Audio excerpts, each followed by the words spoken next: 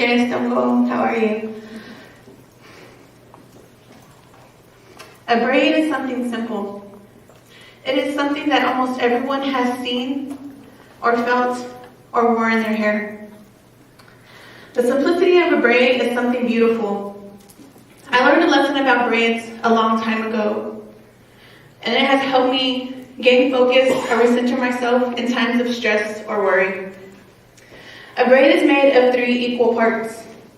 The parts that represent being human, the physical, the mental, and spiritual aspects of our being. As an Indigenous person, our identity relies on the ability to have balance with all 3 aspects, something that has been under attack for generations. To understand the immense trauma that is colonization, one must return to the lessons of the braid. Violence is how this country was built. Violence is still an everyday reality for my people, shaping our lives and our ability to process our own history. Violence can be physical and on a large scale simultaneously, as with the massacres that have happened on the land we are presently on. Violence can be mental, as with the separation of a family and a child, or having to endure and witness the raping of your ancestral homelands, or even your own family members.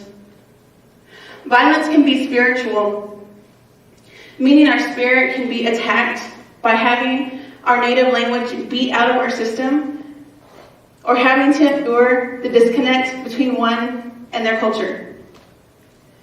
With each act of violence, it pulls apart the brain, disconnecting Indigenous people from their own identity. This disconnect contributed to dehumanization. Dehumanization that occurs when victim blaming and shaming occurs. Dehumanization is when mass graves are being uncovered and the violence that made those atrocities happen is not being addressed. Dehumanization is fighting tropes, stereotypes, mascots, and a society that is okay with wearing my culture as a costume. We must acknowledge what has happened and is still happening in the world today. That acknowledgement affirms us in our existence, and that can directly combat generations of dehumanization. The history that has led to the MMIW crisis is exhausting to explain. Trust me, I do it every day in my role as chair for the Missing and Murdered Indigenous Women's Group, MMIW Texas Rematriate. Education exhaustion is something that all American Indian people deal with when trying to find help and support. To share this painful part of our not-so-distant history is like reopening a wound.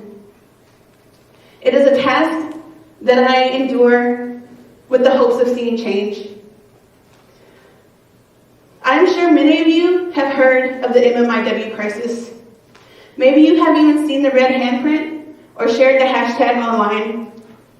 But it is so much more than something that you post about on your social media and then go about your day. How does one teach about the sacredness of the color red that we use within our work, yet still have to dive deep into understanding the lack of our resources and how we not only disappear from this life, but in data?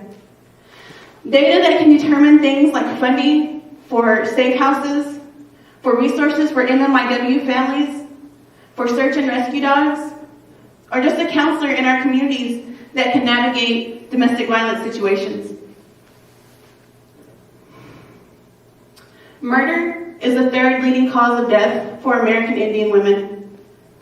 In 2016, there were 5,712 cases of MMIW that were reported, but only 116 of those cases were logged into the Department of Justice database.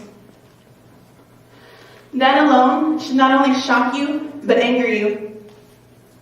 You should feel compelled to ask yourself, your friends, your family, local police departments, your city and state elected officials, what are we doing to right these wrongs? You have the right to ask.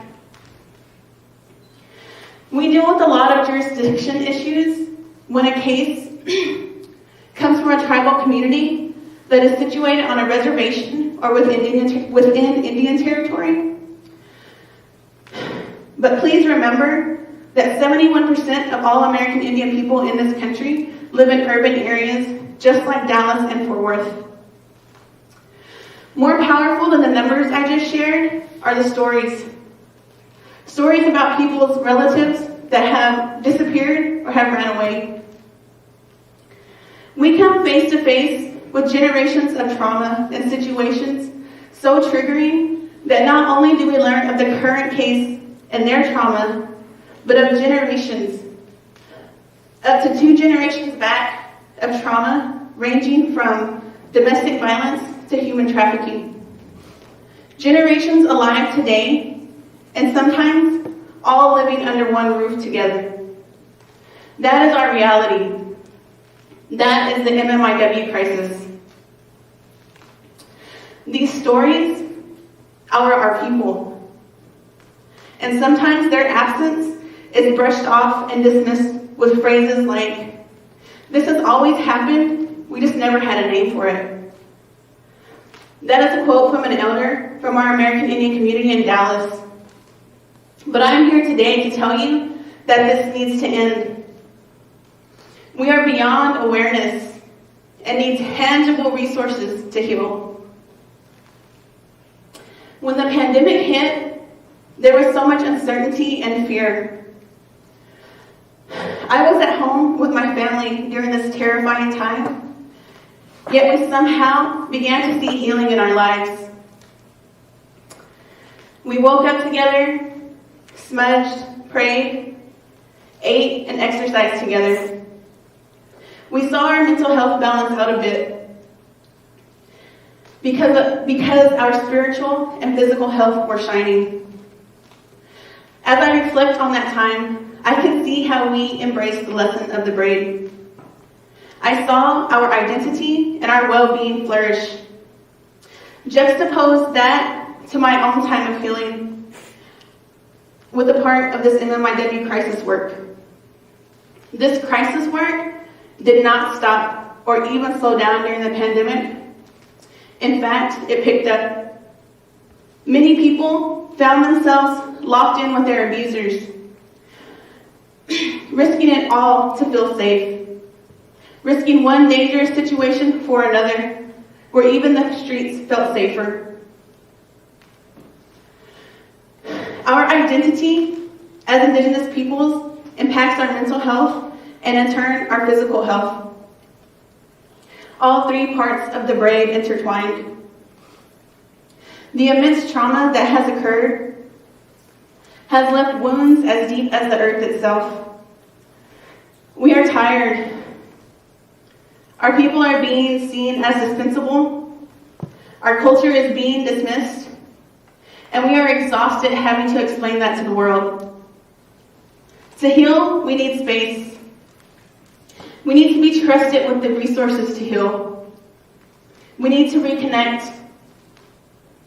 As allies, what you can do is help us decolonize these aspects of healing and indigenize these different facets of life. Because healing is intertwined with our identity as Indigenous peoples, we know how to restore the balance that is oh so needed. We just need the support to make that space, that place, or building tangible. Support our work, but accept that we must lead. The healing that I found through reconnecting with my own culture opened my eyes to a solution for a problem I see every day. We need a physical space. I do not technically live on a reservation or even near my own ancestral homelands. But I know, deep down in the center of my being, when we say land back, it's not just a cute hashtag. I know that when we say land back, that means everything back. It's a place to find and learn my native language, because at some point it was beat or scared out of my family. It is a place to hold ceremonies, teach self-defense, and burn sage. A place where our identity can be embraced. A place to conduct MMIW work beside our own home. We have no space.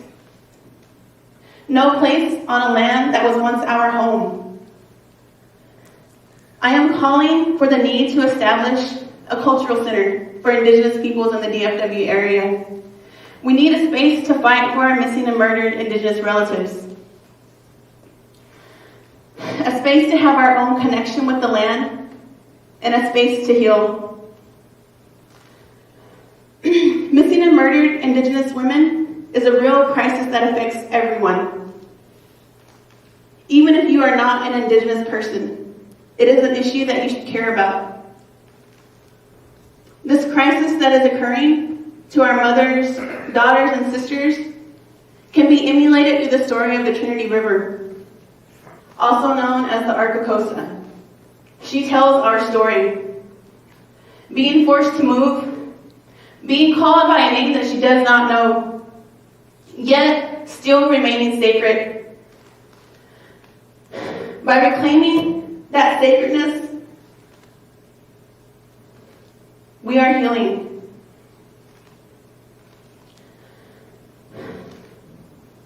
By being an educated ally, by accepting the fact that our culture needs to be centered within our mental health needs, and leading that work is imperative and transformative. We will heal. Please do not forget that we are beyond awareness. Thank you.